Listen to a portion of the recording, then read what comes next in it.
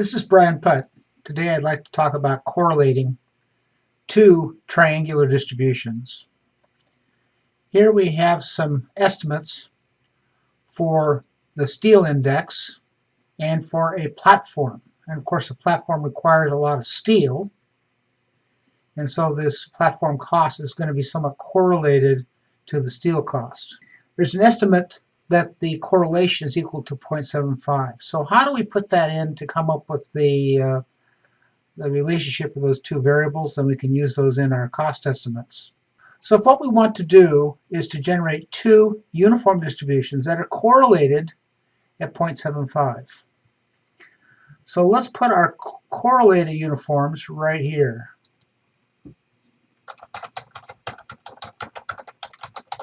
All right.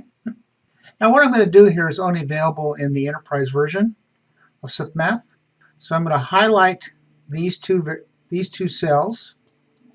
I'm up here to SIPmath, generate inputs, and down here at the bottom it talks about correlated distributions. We can either do a normal or a uniform, so we'll do a uniform. And it asks for the correlation matrix. So here's our correlation matrix. It's always going to be square. It doesn't have to define the whole thing. We just have to have the diagonals need to be 1 and the lower half defined. So we'll define the correlation matrix. It needs some random cells. We'll put the random cells over here. And what's the starting variable ID? Oh, we'll put the seeds over here. Maybe I've messed that up. I did. So the random cells we're going to put over here. Random cells are in P and the seeds are in Q. And we'll say HDR. So these are the seeds, and this is the random number. I contend these two uniform distributions are correlated. In fact, let's give them a name. Let's call it D underscore uniform 1 and D underscore uniform 2. Okay? And we'll define those as names. Define those as outputs. SIPmath define outputs. And we need to give the names. And we'll get spark lines. Okay.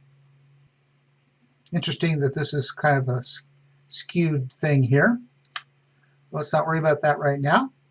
So now I want to define my distributions for steel and platform, and I'm going to use these uniform distributions.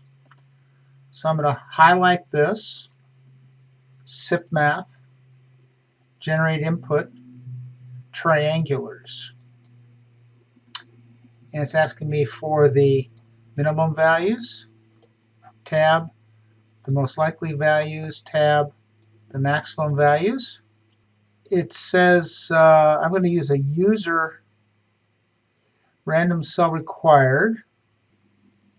And so I'll define these two random cells here. And because I'm saying user, it doesn't need a starting variable ID. So we can see that these variables, this distribution is now using this random variable.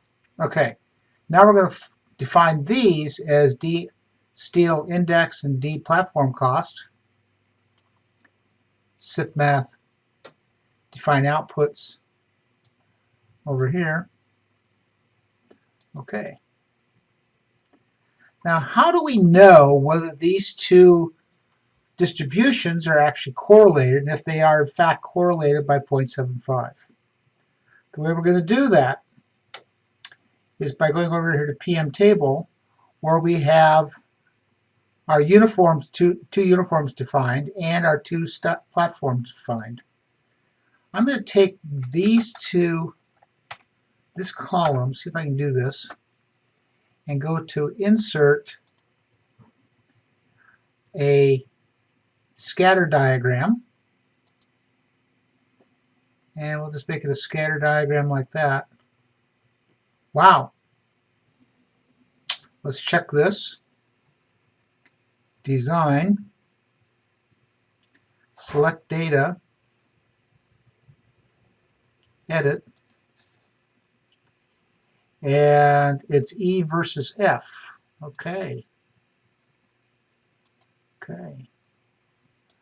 Oh, I know the problem.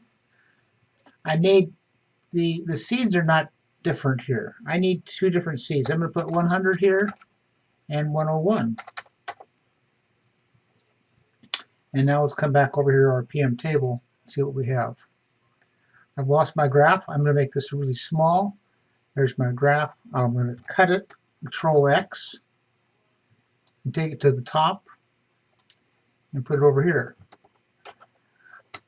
I think this shows the power of real-time simulation because I made an error in the model and it showed up when I did a graph.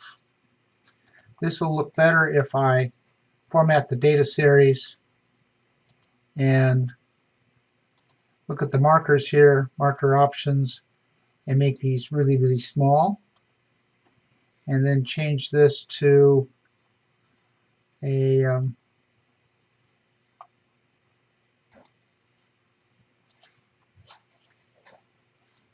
say 250 here, and we'll change this one to 600, and now we have a reasonably good graphic.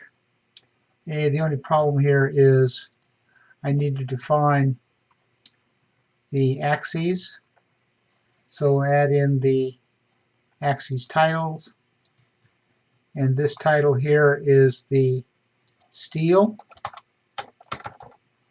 and here's the platform.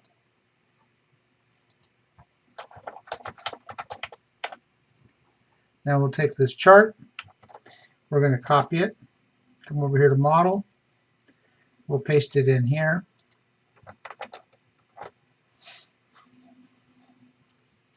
The other thing we might want to do is, I can see that there's a correlation here, but I don't know exactly what it is. Why don't we calculate? Let's calculate the correlation, right? And we'll equals CORREL, that's correlation. And it wants two arrays. So I'm going to put steel over here, shift and down, and then put in the second array in my parentheses and hit enter. And it shows that the correlation is 0.78 and I asked for 0.75. I could put in different seeds here and I get different answers, and now I get the correlation of 0.75 that I'm looking for. The other thing I'd like to be able to do, I think, is to plot SCurves for both of these. So I'm going to come up here to SIPmath graphs. I'm going to define cumulative graphs for both of these. I can do them both at the same time.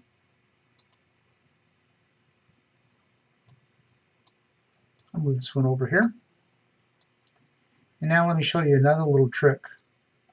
Let's say I wanted to add the platform to the index. If I take this and copy it and come over here and then paste, it's taken that S-curve and added it. So we now see the two graphs together. It doesn't show the correlation, I agree, but it does show the relative costs of the two, and those S-curves are consistent with the inputs here.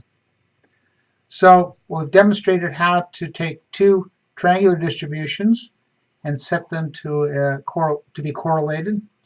And if I change this to a 0, by the way, you'll notice that this chart over here, this correlation chart, now looks totally that way. And if I put a 1 here, you can see that it's somewhat straight. And I think this has to do with the relative skewness of the minimum, most likely, and max. So I hope that helps. Thank you for watching.